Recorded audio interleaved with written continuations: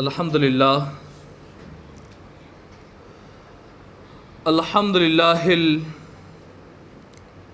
الواحد المالک الملک الأحد وأصلي وأسلم على إمام الرسل أحمد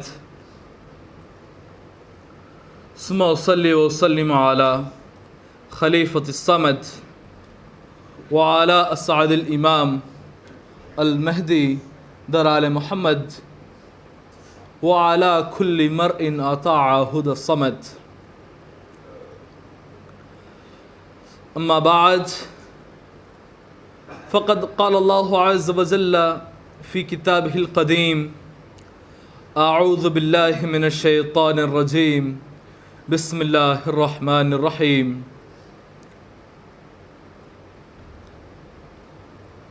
إنما يريد الله ليذهب عنكم الرجس أهل البيت ويطهركم تطهيرا.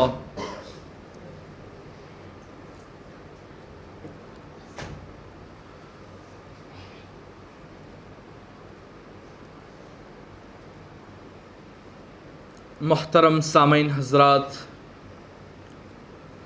بزرگوں، نوجوانان قوم، پیارے بچوں اور پس پردہ سماعت کرنے والی معزز خواتین، السلام علیکم ورحمۃ اللہ وبرکاتہ.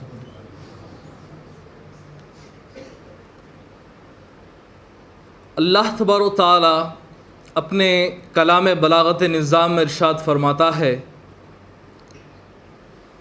انما یرید اللہ لیذہب عنکم الرجس اہل البیت ویطہرکم تطہیرا، کہ بے شک اللہ یہ چاہتا ہے کہ وہ یذہب عنکم الرجس اہل البیت، اہل بیت میں موجودہ خرابی جو ہے ان کو دور کر دے، اس خرابی کو دور کر دے اور اہل بیت کو پاک اور صاف کر دے.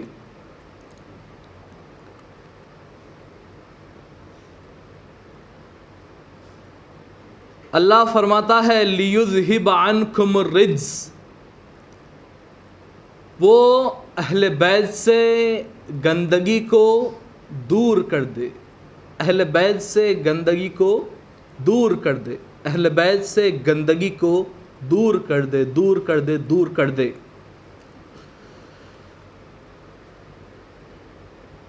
آئیے، جب اللہ کا دور ایسا ہے تو اللہ کا پاس کیسا ہے؟ اللہ کا قریب کیسا ہے؟ جب اللہ کا دور اتنا ہے تو قریب کتنا ہے؟ آدم علیہ السلام آئے، انہوں نے کہا قیامت قریب ہے. ادریس علیہ السلام آئے، انہوں نے کہا قیامت قریب ہے.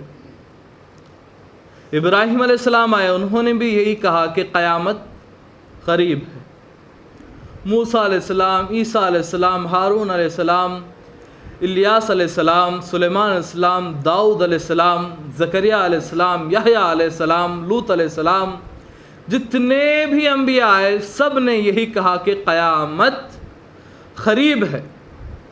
حضور نے تو یہاں تک فرما دیا کہ میرے اور قیامت کے درمیان صرف اتنا فاصلہ ہے جو ایک اور دوسری انگلی کے درمیان، یعنی قیامت قریب ہے، قیامت قریب ہے. ایک اور حدیث مجھے ملتی ہے،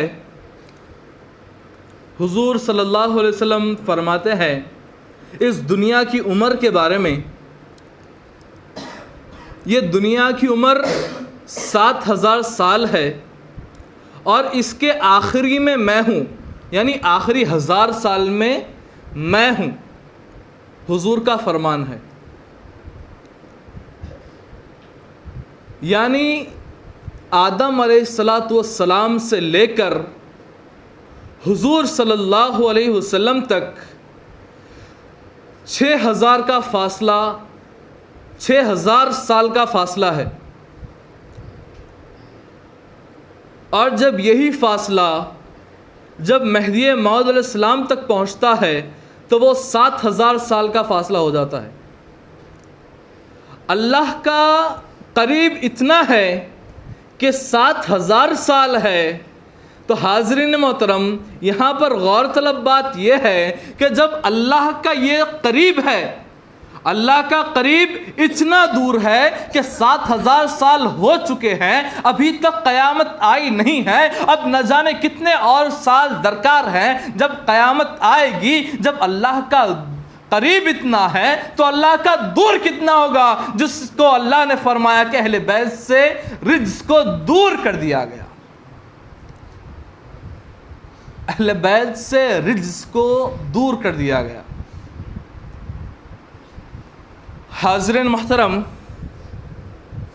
میں کچھ اشعار کہوں گا اور وقت مناسبت ان کی تشریح کروں گا. کس زباں سے ہو بیاں مدح خوان اہل بیت، مدح گوئے مصطفیٰ ہے مدح خوان اہل بیت. میں کس زبان سے اہل بیت کی تعریف کروں؟ جو مصطفیٰ کی تعریف کرتا ہے وہی اہل بیت کی تعریف کرتا ہے. ان کی پاکی کا خدائے پاک کرتا ہے بیاں، ان کی پاکی کا خدائے پاک کرتا ہے بیاں. آیت تطہیر سے ظاہر ہے شان اہل بیت. یہ ابھی جو میں نے آیت پڑھی وَيُطَهِّرَكُمْ تَطْهِيرًا، آیت تطہیر سے ہے ظاہر شان اہل بیت. ان کے گھر میں بے اجازت جبرائیل آتے نہیں، ان کے گھر میں بے اجازت جبرائیل آتے نہیں. قدر والے جانتے ہیں عز و شان اہل بیت، قدر والے جانتے ہیں عز و شان اہل بیت. یہاں پر ایک اشارہ ہے جو شاعر فرماتا ہے. ایک بہت بڑا واقعہ ہے، میں آپ کے سامنے گوشے گزار کر دوں گا. اسرائیل علیہ السلام ایک ایسے شخص ہیں جب بھی کسی کے دروازے پر جاتے ہیں تو دستک دینا ان کی کتاب میں نہیں لکھا ہے. وہ سیدھا جا کر روح قبض کر لیتے ہیں. انہوں نے آج تک کسی کے اوپر رحم نہیں کیا. لیکن جب حضور صلی اللہ علیہ وسلم کا آخری وصال کا وقت آیا، اس وقت ایک اعرابی، ایک کوئی شخص گاؤں کا دیہاتی آدمی دروازے پر دستک دیتا ہے اور کہتا ہے کہ حضور صلی اللہ علیہ وسلم ہیں کیا، مجھے ان سے ملاقات کرنی ہے.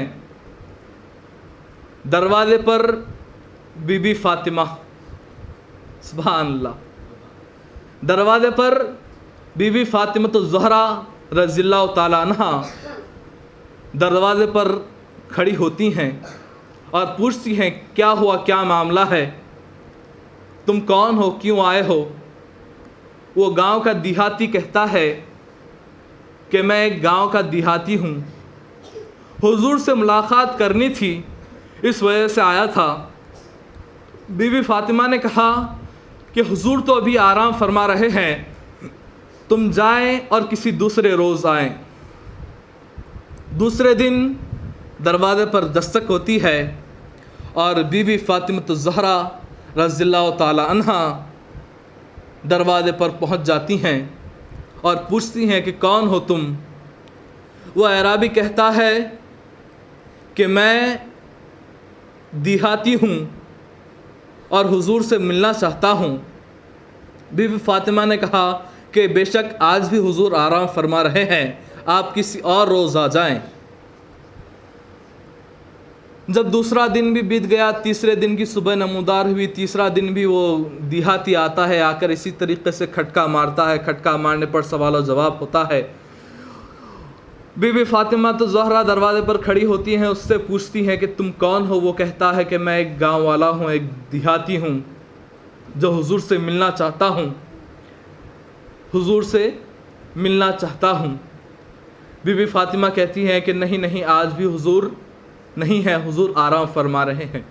3 دن ہو گئے، جب چوتھا دن ہوتا ہے دروازے پر وہی دیہاتی آتا ہے اور بی بی فاطمہ حسب معمول دروازے پر پہنچ جاتی ہیں۔ اتفاقاً اس وقت حضور بیدار ہوتے ہیں، حضور نیند میں نہیں ہوتے، حضور جاگ رہے ہوتے ہیں، اور حضور پوچھ لیتے ہیں اے بیٹی دروازے پر کون آیا ہے؟ بی بی فاطمہ تو زہرا کہتی ہیں کہ ابا جان دروازے پر ایک دیہاتی ہے، نہ جانے 3 دن سے کھٹکا مارتا ہے، آپ کے بارے میں پوچھتا ہے، آپ سے ملاقات کا کہتا ہے اور چلا جاتا ہے۔ 3 دن سے یہی ہو رہا ہے۔ حضور صلی اللہ علیہ وسلم مسکرا دیتے ہیں اور مسکرا کر کہتے ہیں اے میری بیٹی، وہ کوئی اعرابی، کوئی گاؤں والا نہیں ہے، بلکہ وہ تو ملک الموت ہے۔ وہ کسی کے دروازے پر دستک نہیں دیتا۔ خدا کی قسم یہ تمہارا پردہ تھا کہ جس کی وجہ سے اس اعرابی کو، اس جبرائیل امین کو، اس اسرائیل علیہ السلام کو، ملک الموت کو دروازے پر دستک دینی پڑی کہ کہیں تمہارا پردہ نہ ٹوٹ جائے اور اس ملک الموت پہ اللہ قیامت نہ ڈھائے۔ خدا کی قسم اگر بی بی فاطمہ کا اگر پردہ ٹوٹ جاتا، وہ ملک الموت کی قیامت آ جاتی اس دن۔ اے بیٹی فاطمہ، وہ ملک الموت ہے، صرف تمہارے پردے کا لحاظ رکھتے ہوئے اس نے دروازے پر دستک دی، لیکن خدا کی قسم آج تک اس نے کسی کے دروازے پر دستک نہیں دی۔ آج تک اس نے کسی کے دروازے پر دستک نہیں دی۔ یہ کہہ کر حضور فرماتے ہیں کہ یقیناً میرا آخری وقت آ چکا ہے، اس اعرابی کو اندر بلا لو، اب مجھے جانا ہے، میرا آخری وقت آ چکا ہے۔ شاعر وہی کہتا ہے ان کے گھر بے اجازت جبرائیل آتے نہیں۔ یہاں جبرائیل سے جو آپ کو ایک قاعدہ بتلا دوں، شعر و شاعری کا جو قاعدہ ہے وہ جز لے کر کل مراد لیتے ہیں، یعنی ایک ٹکڑا لے کر تمام چیزیں مراد لیتے ہیں، اور تمام چیزیں مراد لے کر ایک ٹکڑا کہتے ہیں۔ یعنی یہاں پر جبرائیل بیان کیا گیا ہے، لیکن حقیقت میں وہ تمام ملائکہ آتے ہیں، ان میں اسرائیل علیہ السلام بھی شامل ہوتے ہیں۔ ان کے گھر بے اجازت جبرائیل آتے نہیں، قدر والے جانتے ہیں عزت و شان اہل بیت۔ رزم کا میدان بنا ہے جلوگاہ حسن و عشق، رزم کا میدان بنا ہے جلوگاہ حسن و عشق، کربلا میں ہو رہا ہے امتحان اہل بیت، کربلا میں ہو رہا ہے امتحان اہل بیت۔ پھول زخموں کے کھلائے ہیں ہوائے دوست نے، پھول زخموں کے کھلائے ہیں ہوائے دوست نے، خون سے سینچا گیا ہے یہ گلستان اہل بیت، خون سے سینچا گیا ہے، یعنی جو درخت جب اگتا ہے تو اسے پانی ڈالا جاتا ہے، لیکن یہ اہل بیت کا درخت ایسا ہے جس کے لیے خون ڈالا گیا ہے، خون اپنی جانوں کی قربانیوں کے اس کے لیے پیش کیا گیا ہے۔ یہ اہل بیت کا گلستان ہے۔ حوریں کرتی ہیں عروسان شہادت کا سنگار، حوریں کرتی ہیں عروسان شہادت کا سنگار۔ جو شہادت کے جو عروس جو ہے وہ عروس دولہے کو کہتے ہیں، حوریں کرتی ہیں شہادت کے دولہوں کے لیے سنگار، حوریں کرتی ہیں عروسان شہادت کا سنگار۔ خوب رو دھو خوب رو دولہا بنا ہے ہر جوان اہل بیت، خوب رو دولہا بنا ہے، بہت خوبصورت دولہا بنا ہے آج اہل بیت کا ہر جوان، خوب رو دولہا بنا ہے ہر جوان اہل بیت کا ہر جوان جو ہے وہ بہت خوبصورت دولہا بنا ہے آج کے دن۔ اے شباب فصل و گل یہ چل گئی کیسی ہوا، اے شباب فصل و گل یہ چل گئی کیسی ہوا، کٹ رہا ہے لہلہاتا بوستان اہل بیت، کٹ رہا ہے لہلہاتا بوستان اہل بیت۔ جو درخت تھے، جو باغ جو ہے اہل بیت کا جو باغ ہے وہ خون کے اندر کٹ رہا ہے، اور یہ کیسی شان ہے، یہ کیسا واقعہ ہے۔ کس شقی کی ہے حکومت ہائے کیا اندھیرا ہے، کس شقی یعنی بدماش کو کہتے ہیں، کس شقی کی ہے حکومت ہائے کیا اندھیرا ہے، دن دہاڑے لٹ رہا ہے کاروان اہل بیت، دن دہاڑے لٹ رہا ہے کاروان اہل بیت۔ فاطمہ کے لاڈلے کا آخری دیدار ہے، فاطمہ کے لاڈلے کا آخری دیدار ہے، حشر کا ہنگامہ برپا ہے میدان اہل بیت، حشر کا ہنگامہ برپا ہے میدان اہل بیت۔ وقت رخصت کہہ رہا ہے خاک میں ملتا سہاگ، اللہ اکبر، وقت رخصت کہہ رہا ہے خاک میں ملتا سہاگ، لو سلام آخری اے بے وگان اہل بیت، لو سلام آخری اے بے وگان اہل بیت۔ رخصت کے وقت خاک میں خون میں ملتا ہوا شوہر کہہ رہا ہے اپنی بیواؤں سے کہ لو آخری سلام اے بے وگان اہل بیت، اے اہل بیت کی بیوہ عورتوں آخری سلام لے لو۔ یہ خون میں نہایا ہوا، دھول میں خاک میں نہایا ہوا سہاگ شوہر کہہ رہا ہے اہل بیت کا۔ گھر لٹانا سر کٹانا کوئی تجھ سے سیکھ لے، گھر لٹانا سر کٹانا کوئی تجھ سے سیکھ لے، جان عالم ہو فدا اے خاندان اہل بیت، جان عالم ہو فدا اے خاندان اہل بیت۔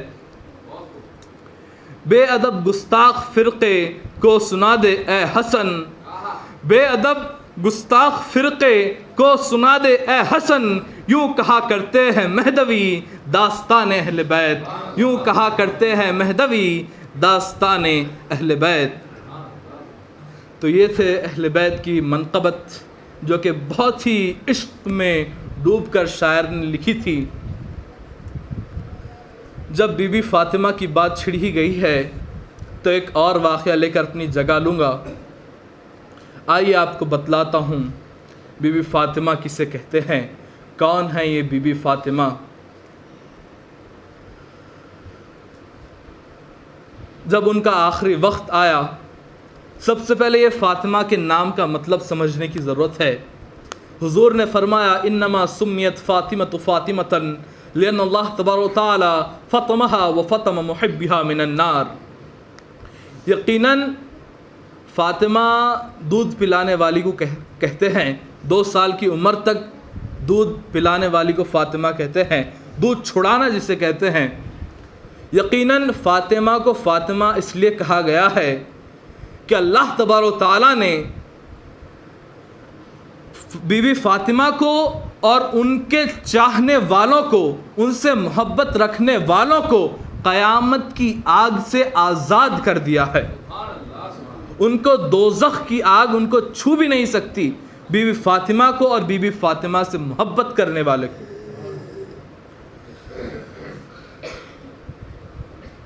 جو لوگ کہتے ہیں کہ یہ کنبہ پروری ہے، کنبہ پروری کسے کہتے ہیں آج میں آپ کو بتلا دوں۔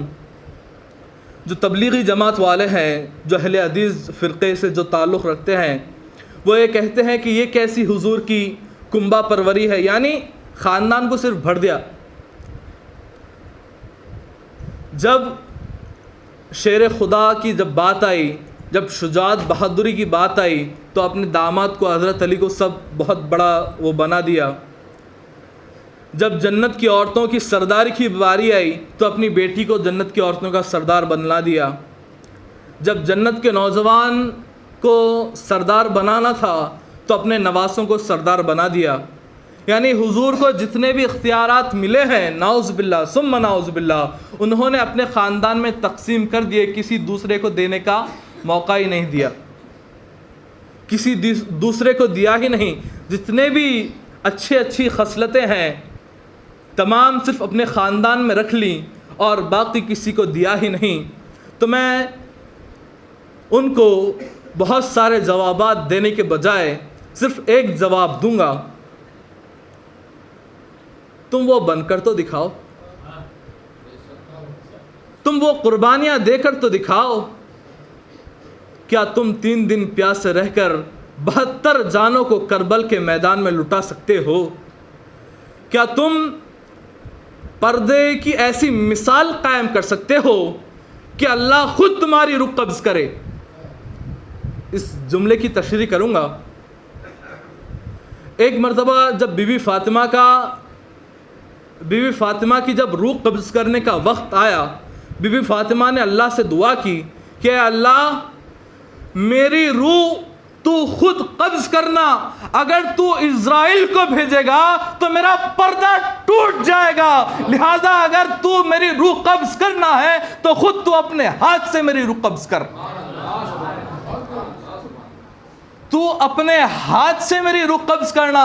اگر اسرائیل آئے گا تو میرا پردہ ٹوٹ جائے گا, میرا پردہ مجھے نہیں توڑنا بلکہ روح قبض کرنی ہے تو تو خود میری روح قبض کر. اور ایسا ہی ہوا کہ اللہ تبارک و تعالیٰ نے خود اپنے ہاتھ سے بی بی فاطمہ کی روح قبض کی. بتلا دو تاریخ میں کوئی ایسا واقعہ. آدم علیہ السلام, حوا علیہ السلام, کتنے لوگ ہیں, کبھی کسی کی روح اللہ نے قبض کی ہے؟ نہیں. اس کے لیے بی بی فاطمہ کا پردہ تو لے آؤ, اس کے لیے بی بی فاطمہ کا پردہ تو لے کر آؤ. حضرات حسنین کریمین جو امام حسن ہے, امام حسن کی بھی کیا شان ہے. امام حسن, امام حسین, بی بی فاطمہ تمام کے تمام بہت بڑے ہیں صاحب, بہت بڑے ہیں. ان کے اعمال کو آپ دیکھیں, صرف ان کے مراتب اور ان کے مناقب کو نہ دیکھیں, انہیں جو رتبہ دیا گیا ہے ان سب رتبوں کو ہم نہ دیکھیں, بلکہ انہوں نے کیا کیا کام کر کے, کتنی محنت اور مشقت کر کے آپ ان کی ذات کو آپ دیکھیں. ہم لوگ انسان کو ایک دم بہترین دیکھتے ہیں کہ واہ دوسوا یہ تو زبردست ہے, یہ تو بہترین پیسے کماتا ہے, لیکن وہ صبح سے شام تک اس کی محنت کو کوئی نہیں دیکھتا کہ وہ پسینے میں شرابور ہے, لاڑی ڈھکل رہا ہے, اس کے ہاتھ لاڑی کا ہتھا پکڑتے پکڑتے موٹے ہو گئے ہیں, اس کو دھوپ کی شدت, یہ تو صرف جسمانی ٹارچر ہے, مینٹلی ٹارچر, گراگ بھن پرکار کے ملتے ہیں. وہ سب تمام چیزوں کو برداشت کرنا پڑتا ہے. تمام چیزیں برداشت کرنے کے بعد اللہ کر کے اس سے 600 سے 700 روپے دن میں ملتے ہیں. وہ تمام محنت کرنے کے بعد ملتے ہیں. اسے فجر ہوتے ہی, فجر کی نماز کے بعد کوئی اللہ دیا آ کے دے نہیں دیتا اس کو 700 روپے. وہ محنت کرتا ہے, مشقت کرتا ہے, اس کے بعد انہیں یہ چیز ملتی ہے. اہل بیت نے جو ہے وہ مشقت کی ہے, محنت کی ہے, لوگوں کو یہ بتلایا ہے کہ ہمیں یہ مقام ایسا ویسا نہیں ملا ہے, ہم اس کے لائق ہیں, اس وجہ سے ہمیں یہ مقام ملا ہے. اللہ تبارک و تعالیٰ سے دعا ہے کہ اللہ تبارک و تعالیٰ کہنے سننے سے زیادہ عمل کرنے کی توفیق عطا فرمائے. وآخر دعوانا الحمدللہ رب العالمین.